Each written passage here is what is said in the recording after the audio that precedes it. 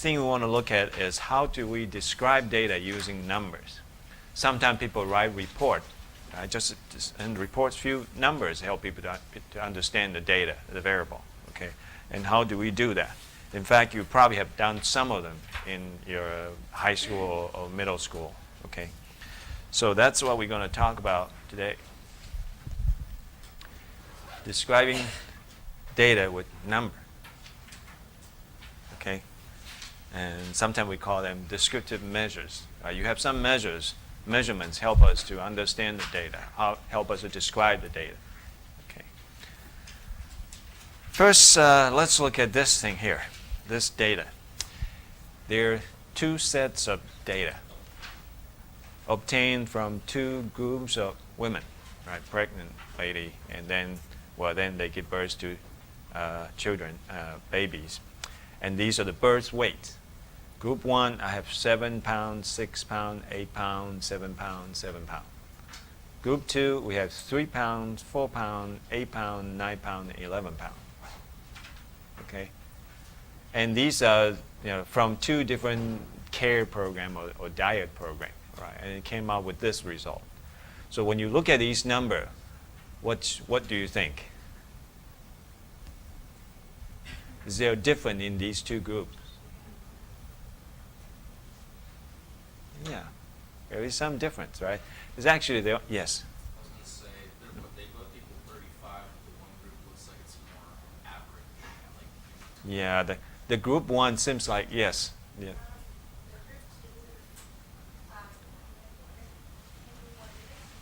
The group 2 spread wider. The number vary higher than D, right? Yeah. But this is just 5 pieces of data. You can see it right there. Okay. What if I have 500? Then you probably won't be able to see these situations that easily. Okay. Now, I made a chart here. This is called dot plot, okay, which we didn't talk about last time, but it's simple. What you do is draw a real number line and mark, put the scale like 0, 1, 2, 3, 4, and this is 6, and this is 7, this is 8, right? So this looks like a histogram too, right? There's a kind of bell-shaped curve too. Most of the people baby weights about 7, right? And then 1 and 8 and 1 and 6. And if you look at the second one, well, the spread is wider. Okay? But you point out that sum is all 35. So if you take average, both are the same. So if I try to use a number to describe each of these groups, well, they're about the same, right? Now, total and take average, that's a good idea when we do comparative study. Okay, that's called average. That's a really good number for comparative study. But sometimes just using that number may not be good enough, right? So in this chapter, we talk about different measures to help us understand these information. And hopefully we can use them to help us to make decision or maybe do some comparative study and draw a conclusion. Okay. So first thing we want to talk about is something that you just mentioned, average, right? That's a measure of center. Sometimes we call it measure of center of gravity of a data, okay? And the first one is called mean. In statistics, we call it mean, but it's really just average. If you have set of data, you add them up and divide by a total number of pieces of data you have, that's how we take average, right? And that's mean. Now, if this data is from a sample, I hope you understand now what is sample, what is population, okay? Usually, maybe we have a community. That's a population, if you can get everybody in there. Okay, and you find the average for everybody in there. That's population mean, okay, or population average. But if you only have a sample, and a lot of times that happens, you don't have time to actually get everybody. And a lot of times it's impossible to get everybody. So you take a sample to help you to understand it, okay. So assuming that I have a sample of size n. So I have n pieces of data. This n could be 10. That means you have 10 pieces of data, right?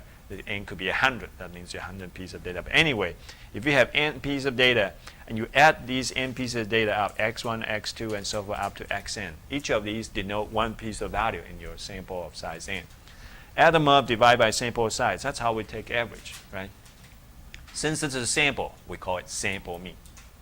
Okay, so that's idea is pretty simple to understand, right? Notation-wise, sometimes you see people use this Greek cap letter sigma.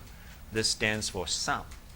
summing all these xi's, right, with this x1, x2, x3, x4, I keep adding them. That's really what this means, right? This means, okay? This really means just summing all these x1, x2, okay? So that's summing all the values and multiply 1 over n is like a divide by n, right? So sometimes you may see people use this kind of notation. I hope you can understand the meaning of it. It's just sigma, really, capital letter sigma generally means summing all these information, okay? So let's look at this. This is a symbol we use actually for denoting sample mean, right? If you have an average that is from a sample, this is pretty standard notation, x with a bar on top of it. That's called sample mean. And what if I have an average from a population? What notation do we use? This is a standard notation, Greek letter mu, right? Stands for mean of a population. And sometime later on, we're going to talk about using some mathematical model to describe the distribution. And this mu be one of the parameters for that mathematical model. Usually is a measure of standard, right, or standard of gravity for that mathematical model. We'll talk about it later, right? But at this point, I'd like you to know that this x bar denote sample mean. Mu, Greek letter, denote population mean. It seems like people always do that, right? Statisticians, when they define notation, Greek letter for population measure, an English letter for sample measure for sample. So this is sample mean, okay, x bar. Yes? How would you write that with a number attached to it? Would you just replace it with the x bar of the sample when you're doing a calculation for the population? Okay, now when you use this, okay, you just replace, if you want to calculate the population mean, just replace this by mu. And this will be the size of sum of all the data from a population divided by population size. That's a good question. Yes? Is that I on the bottom of the... This is pretty much just means I'm going to add these xi and these I vary from 1 and 2 and 3 and 4 up to n. That's what it means. Start with I, yeah. Okay. You start with adding I, x1 and then x2. You can say I'm going to start with I equal to 2. That means you're going to skip 1. Okay, but usually we don't do that, right? When you're going to consider all the sample there. Okay, that's a good question. Right? Some of you probably didn't really understand the meaning of this. Okay, good. Good. So let's quickly look at a simple example. That one of the data, okay, group 1. What's a mean? Well, simply just add them up, divide by 5. You get 7. So that's a sample mean. Okay, since that's a sample of 5 babies, right, their birth weight. And usually this kind of number will be pretty close to the center of gravity for the data, right? If you display the chart by histogram or the dot plot, right, this number should be around the center of gravity. Okay. This is another example that's a number of operations performed by 15 male doctors, okay, and each one performed different number of times. And so what's the average? Simply just add them up, divide by 15. You get about 41.33. Okay. So that's one measure of center. And that's something you have learned. I think you've done it many times. There's another measure of center called median, which is really the center value of the data. If you have a set of data, you rearrange it, write them in increasing order, and find a middle one. Okay, that's the median. Now, if you have odd number of pieces of data, of course, then you can find the exact middle value, right? Once you sort out your data, that's a median. But what if you have, this is when you have odd number. What if you have even number of pieces of data? Then you have 2 pieces of data in the middle, right? When that happens, you just take average of the 2, right? Or calculate the midpoint of the 2 value, and that would be the median. That's how we define median. Median is a value that cuts your data into 50%, right? There are 50% of the data value below it and 50% of data above that value or greater than that value. That's how we define median. Okay. Why do we use median? Median is a number that will not be influenced by extreme value. Okay. If you look back to the data that we use, 22 students, and we have an outlier. There was a student whose height is 6, which is definitely wrong. Okay, but if you didn't know that and you wanted to come up with some descriptive statistic, then mean value will be affected by that 6. Okay, so you have an error. Now, calculating the mean will be that mean value will be affected by the error. But if you have a median, that median doesn't care about those extreme value. It just count the according to the order, right? And the center one is the median. Okay, so usually when you have data that's very skewed or have few outlier extreme value, a lot of times people will use a median as another measure of center. Okay, if you want to compare the salaries for maybe two companies, how these two companies pay their employees, maybe these two companies are doing about the same thing, but maybe company one has few very high pay executive person there. If you really take the average for all, then the first companies the measure of center will be affected, right? Be influenced by this number, and so average salary is higher on that company, right? But if you really look at everybody else, it's about the same. So if you really report the mean, it'll be unfair, right? So in that case, median becomes a very good number. So a lot of time, when people report median for comparing salary or comparing maybe housing, right? Price of house. Usually, maybe you have a community that have maybe one or two multi-million house, all right? Rest of them also all less than maybe 300,000. And the one that has those big price house, of course, average house price will be higher. Okay? But if you look at the median, it might be about the same. So in that case, median may be a better number to use. Okay? So let's look at this example. Again, this is a 15 pieces of data. Okay? And we want to find the median. How do we do that? This is the original list of data. What we need to do is first write them in increasing order. Okay? Then find the middle one. This is 34. So about 50% of data below it and 50% of data above it. That's median. Okay? Cut the data into two halves. Okay. What if you have an even number of pieces of data? This is 6 pieces of data. Okay. Now, if you want to do cut, right? First of all, of course, you want to arrange them, rewrite them into increasing order. And if you can cut in the middle here, right? That would definitely perfectly divide your data into 250%, right? But we don't have a value over there. So what we do, we find the midpoint of these two values. 6 and 7, what's the midpoint? Add them up, divide by 2. It's like taking average. Okay, so it's 6.5.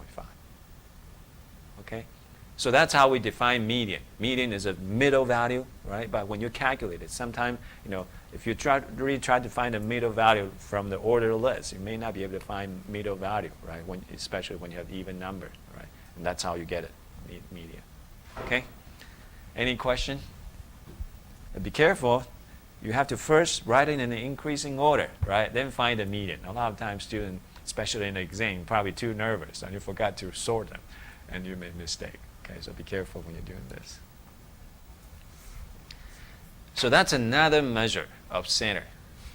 And the third measure of center I'm going to talk about is so-called the mode. What is mode? Mode is the most frequently occurred data. And this is a measure of center that's pretty good for a categorical variable. Right? If you have categorical variable, how can you take average? There's no way you can take average. I have a blood type of O, B, and AB. How do you take average? There's no way. How do you take median? There's no way to take median, right? And you do think that these two group of people, their blood type, there's some different in their blood type, but you want to use a number or a something, right, to show it. This is a good one called mode, the most frequently occurred data value. Okay, so let's look at this again. 15 pieces of information. The mode will be what? Well, you sort it out. It'd be easier for you to identify which number occurred most often. 25 occurred most often. Okay, it seems like this number is not quite in the center. That's a problem. You only have 15 pieces of data, so sometime if you find mode, that mode may not be the center. Right? So really, mode is not really that good for quantitative variable. Sometimes it just happens like that. Okay, so mean and median still better measure. But if you do have very large sample, then mode may work better. Okay, but as I say, it works better for categorical variable. If you have data that is blood type, it's nominal data, right? And what you can do is make a frequency distribution table. I have 8 A's, 3 B's, 3 O's, and 1 AB. So what's the mode? mode is A, right? This group of people, we have more people that have blood type A.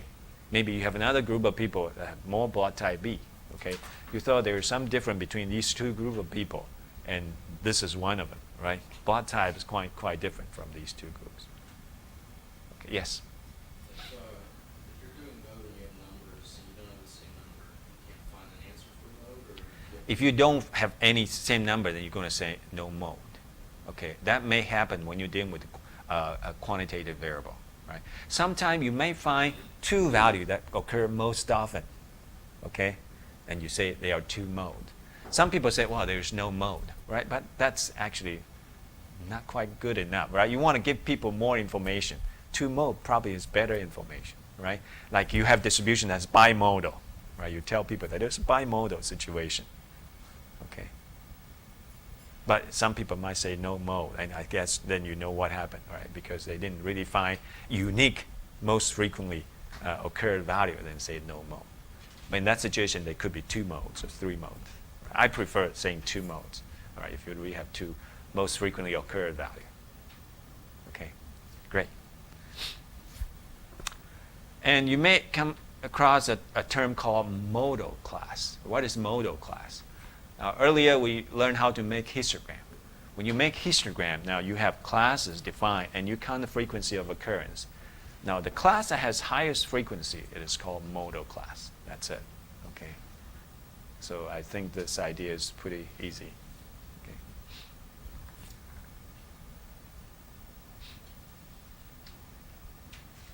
Question? As I say, this class itself, the material is not hard, right? Really not so hard, right? But there are definitions, there are some concepts you like to know, right? And that's it. As far as mathematics part, it's not really so hard. Okay, now, so we learned actually three different measures of center: median, mode, and mean. Okay, let me give you this example. I have a distribution that is skewed to one side. And I mark these three places. One of it is a location of mode. One of them is a location of median, and one of them is a location of mean. Can you tell me which color, right? Or which location is the mode? Which location is the mean? Which is the median? This is kind of a smooth histogram, okay? So that distribution kind of skewed to the right side. Yes. I think the mode is purple. Yes. The median is red. And the mean is green. That's right. Correct. Right. Why this green line is mean? Because the mean, it takes every piece of data into account, so be influenced by extreme value. So we have some extreme value on the right side. Okay. If the curve is symmetrical, distribution is symmetrical, mean and mode and median will be all at the same place, right? But if you have extreme value on the right side, then your mean value will be pulled towards that side. Okay, so mean value will be a little bit higher than median. Okay, median is a value that will not be affected by extreme value, right? But mean will be affected by extreme value, so the mean value will be pulled towards right. So this one is mean, okay?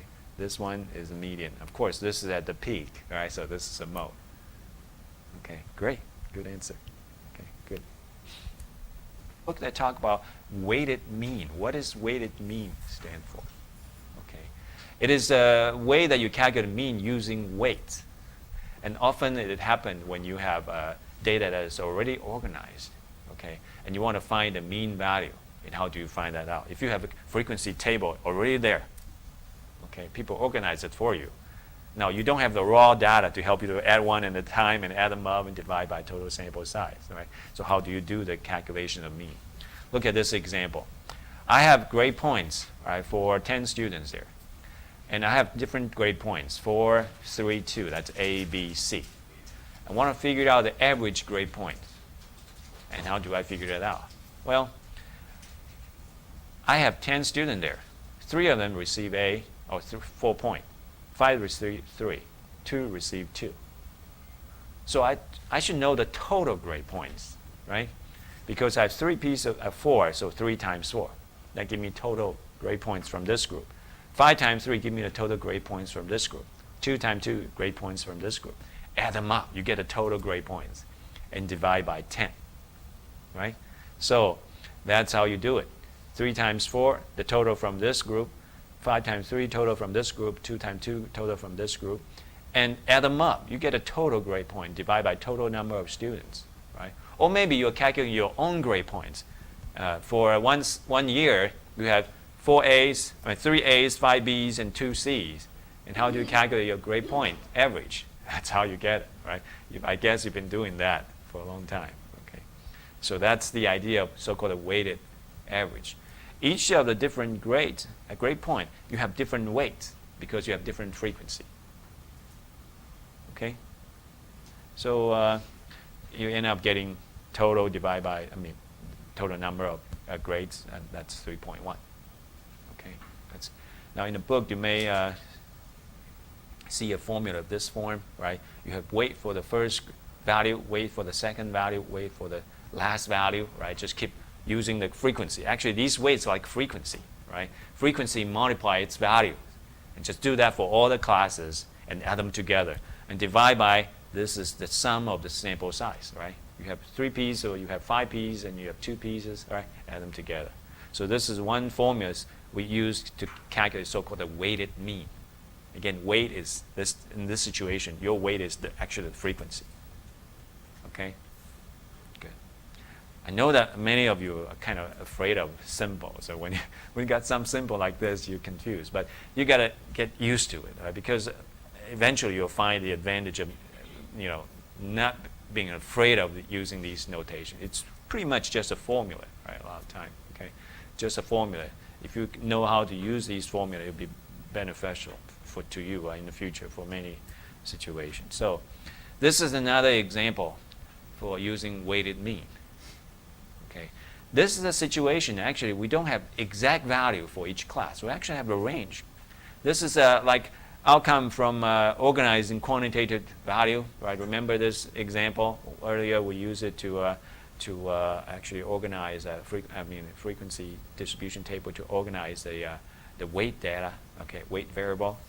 For instance, you have a class of a group of individual, and the weight for them between 90 to less than 110, you have 1 of them. 110 to 130, you have 2 of them, and so forth, right? So you got this so-called frequency distribution, or maybe you can calculate relative frequency. It doesn't matter, okay? So you have a frequency distribution table there, and that's all the information you have. You don't have the detailed information for each piece of these. Actually, I probably count this wrong. Huh? That's right, 7 of them. Okay. You don't have detailed information. There is a 91.2 or 96.8. You don't know. You just say, I know 1 piece in there, 2 pieces there, 3 pieces there. And so, with this limited information, can you still come up with the average? We can use the so-called weighted mean, right, to estimate that number. In this case, that term that we mentioned earlier, class mark, okay, or class midpoint, will be useful. We're going to use the class mark or class midpoint to estimate each of those pieces of data in each class, right? We have this number, 1 piece, right? This 1 piece of information lies in between these 2. What is actually that number? I don't know. So I use a class midpoint, 90 to 110. The midpoint is 100, so I put 100 there. So I use this 100 to estimate that piece of data that I don't know. I didn't know exactly what it is, but I'm going to use this to estimate it, okay? The second class from 110 to 130 was the class midpoint, 120. I have 2 pieces of it, okay? But again, this is not 120. It's not exactly that data value, but I use that to estimate because that's the best information I can have, right? I don't know exactly what that number is. Likewise, the third class, I use 140. The fourth class, I use 160. So it's kind of like I know the value for each of those pieces of data, right, in each class. Then what I do, start using that weighted mean formula, right? I multiply each of these values by the frequency and add them up. So this is the estimated total for your data. And then divide by 7 pieces of data you have, so you get an average of 131.43. And that's the estimate, right? I didn't know the exact value, so this is best I can do. And usually that's actually really the best you can do. Okay, there's nothing much you can do about this. Okay, does it make sense? So that's another very useful place for using this so-called weighted mean formula. Some of the textbook they say this is the estimating mean using the group data, right? Because data are already being grouped, right, in the frequency table.